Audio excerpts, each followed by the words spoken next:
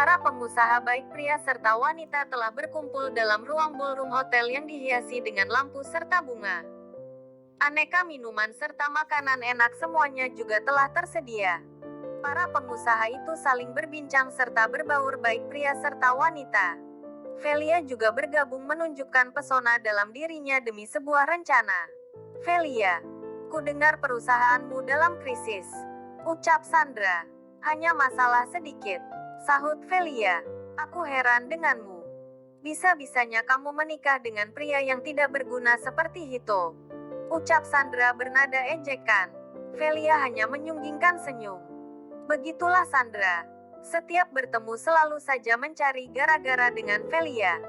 Kamu selalu memperhatikanku Sandra. Apa kamu selalu menguntitku? Balas Velia. Sayang sekali. Wajah cantik sepertimu kerjaannya hanya pandai menguntit kehidupanku saja. Semua teman-teman pengusaha tertawa mendengar celetukan Velia. Tangan Sandra mengepal geram karena lagi-lagi ia merasa kalah pada musuh besarnya yaitu Velia. Velia, tegur Aldo. Velia menoleh. Aldo. Senyum manis tertarik pada bibir Velia.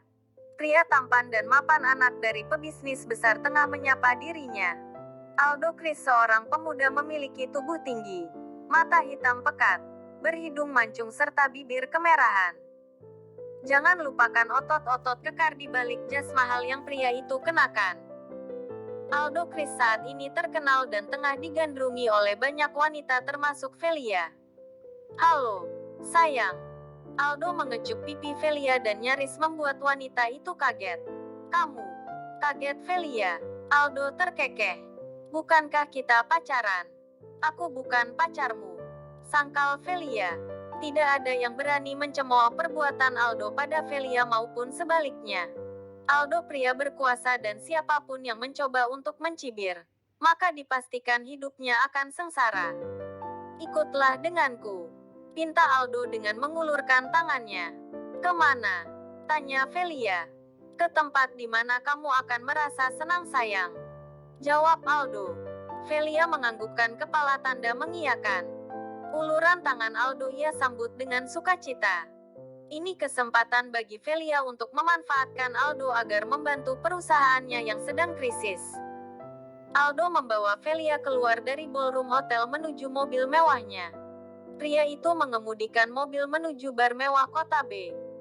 Apa Tuan akan kembali ke perusahaan? Tanya James. Hito mengangguk. Siapkan kepulanganku. Sesuai yang diminta Hito pada Paman Cody, pria itu ingin asistennya bertemu di tempat biasa. James pergi menemui Hito di bar tempat mereka sering bertemu dulu. Awalnya James sangat kaget melihat penampilan Hito yang tidak menunjukkan bahwa pria itu seorang tuan muda yang kaya raya. Namun James tidak ingin bertanya pada atasannya sebab dia hanyalah seorang bawahan. Selama Hito menghilang, James bekerja di bawah perintah Cody. Menjadi mata-mata Hutomo dalam mengamati istri muda serta anak tirinya. Saya mengerti, Tuan. Saya akan bicara pada Paman Cody, ucap James. Mata Hito tanpa sengaja melihat dua orang yang baru masuk ke dalam bar. Dua orang itu adalah Velia istrinya serta Aldo yang Hito tahu pria itu sangat menyukai istrinya. Vel, aku bisa membantu perusahaanmu asal kamu menjadi kekasihku, ucap Aldo seraya menyelipkan anak rambut Velia ke telinga. Aku sudah bersuami, Aldo, sahut Velia. Aku tidak bisa berpisah kecuali Hito sendiri yang menceraikan diriku. Velia sayang, jangan khawatir soal itu. Aku pastikan Hito akan menceraikan dirimu. Wajah Aldo mendekat hendak mengecup bibir mungil wanitanya. Velia dan Aldo terlonjak kaget. Keduanya menoleh ke arah suara dan semakin kaget melihat sosok yang berdiri dalam keadaan marah. Hito, kenapa kamu bisa ada di sini? Seru Velia. Velia, apa yang kamu lakukan di sini? Marah Hito. Apalagi? Aku sedang berkencan dengan pacarku, jawab Velia. Aldo merangkul pinggang Velia secara erat. Hito yang melihat itu semakin geram saja. Sebagai suami yang jelas-jelas sah, Hito belum pernah menyentuh Velia. Lepaskan istriku, Aldo, berang Hito. Aldo berdeci. Pria miskin seperti dirimu tidak pantas mendapatkan Velia. Lebih baik kamu pergi sana. Mengganggu saja orang sedang berkencan. Aldo mengambil dompet lalu mengeluarkan kartu hitam. Pria itu melemparkan kartu tersebut pada wajah Hito. Ambil kartu itu dan lepaskan Velia. Ceraikan dia pria miskin, ucap Aldo. Hito memandang kartu hitam yang jatuh di bawah kakinya. Pria itu memungut kartu itu kemudian mematahkannya menjadi dua dan berhasil membuat Aldo serta Velia membulatkan mata. Kartu hitam berisi uang belasan miliar dengan mudah Hito patahkan begitu saja. Velia semakin kesal karena tindakan suaminya. Tidak tahu diuntung. Kartu berisi uang malah kamu patahkan begitu saja, ucap Aldo. Kartu hitam ini tidak ada gunanya untukku. Seharusnya kamu yang berhenti mengejar-ngejar istriku, geram Hito. Dengar Hito, aku juga sudah muak bersuamikan pria miskin sepertimu. Lebih baik kamu ceraikan aku saja, pinta Velia. Hito mengeleng. Kamu akan menyesal, Velia. Kamu memilih sampah daripada suamimu sendiri. Velia melangkah maju mendekat pada Hito. Tangan kanannya terangkat menamparkan pipi suaminya sendiri. Sontak perlakuan itu menjadi pemandangan menghibur bagi pengunjung bar. Berani sekali kamu mengatai pilihanku sampah. Kamulah yang sebenarnya sampah di sini. Pria miskin. Tidak berguna. Cerca Velia. Hito memegang pipinya yang terasa hangat. Sudah cukup kamu memperlakukan aku semena-mena Velia. Jadi kamu mau apa? Berpisah. Velia melipat kedua tangan di perut. Silakan saja. Aku akan senang berpisah denganmu. Benar sayang. Setidaknya kita bisa bersama, sahut Aldo.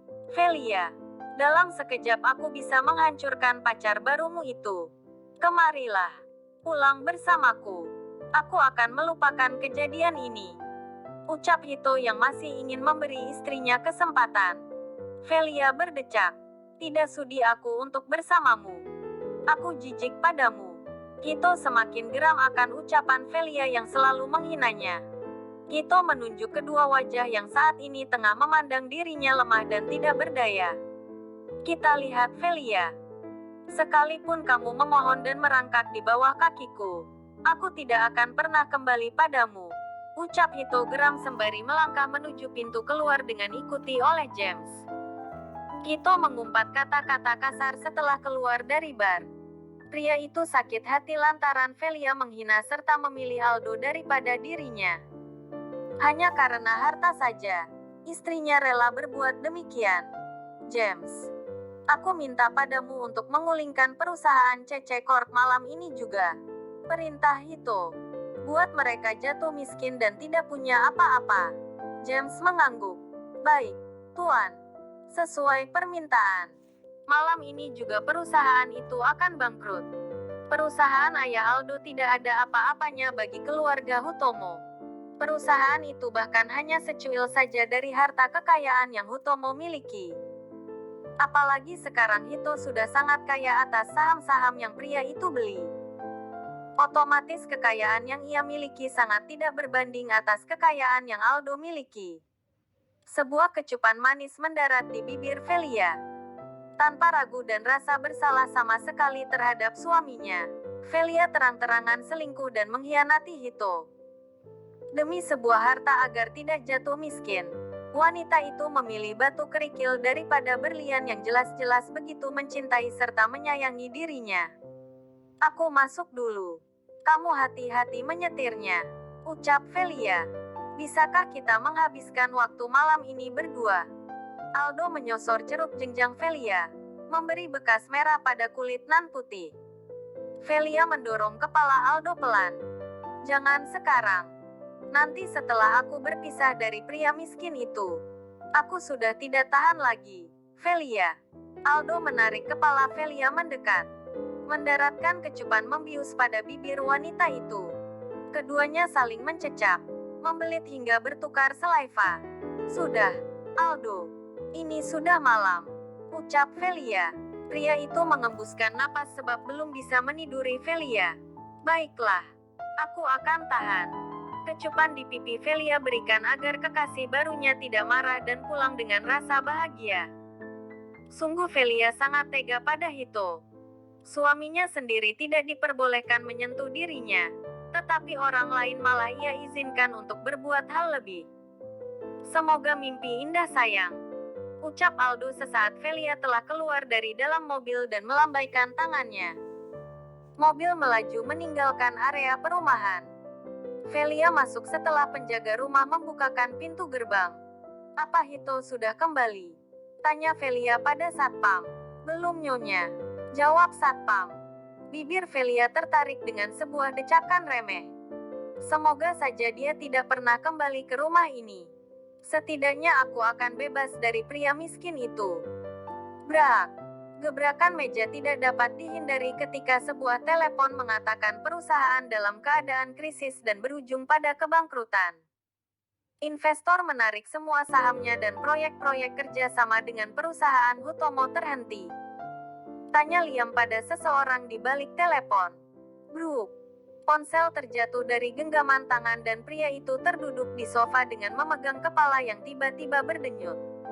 Papa kenapa? Tanya Aldo yang baru turun dari anak tangga. Ia heran melihat sang ayah tertunduk lesu dengan menundukkan kepala. Habis sudah, Aldo. Perusahaan kita bangkrut. Tidak ada yang tersisa. Semuanya habis sudah. Beber Liam. Aldo tersentak mendengar penuturan itu. Bangkrut. Bagaimana bisa? Liam mengeleng. Entahlah. Tiba-tiba saja perusahaan Hutomo membatalkan kerjasama dan para investor menarik semua modalnya. Hutomo.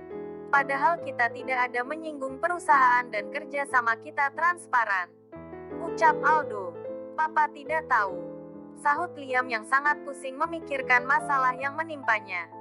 Aldo turut terduduk dan masih tidak percaya dengan apa yang ayahnya katakan. Kekayaan yang didapat dengan usaha bertahun-tahun kini lenyap hanya dalam semalam. Kakak, seru Dena. Kenapa kamu teriak-teriak? Tanya Mutia. Itu, Ma, ada kiriman paket untuk Kak Velia. Jawab Dena sembari menunjuk 3 paket kotak putih dengan dilapisi pita emas yang berada di atas meja. Mutia berjalan menuju meja. Ia melihat nama Velia tertera di sana. Hanya nama Velia serta alamat saja yang ada di keterangan tanda terima. Sedangkan nama yang mengirim bingkisan tersebut tidak ada. Ada apa, Ma? Tanya Velia yang baru saja turun dari kamar atas. Ada bingkisan untuk kamu. Ucap Mutia. Oh, ya. Velia memandang 3 kotak yang berjejer di meja. Tidak ada nama pengirim. Coba aku buka isinya. Velia membuka bingkisan pertama. Betapa kaget ia menatap isi di dalam kotak tersebut. Sebuah gaun terbaru dari brand ternama Vellucci.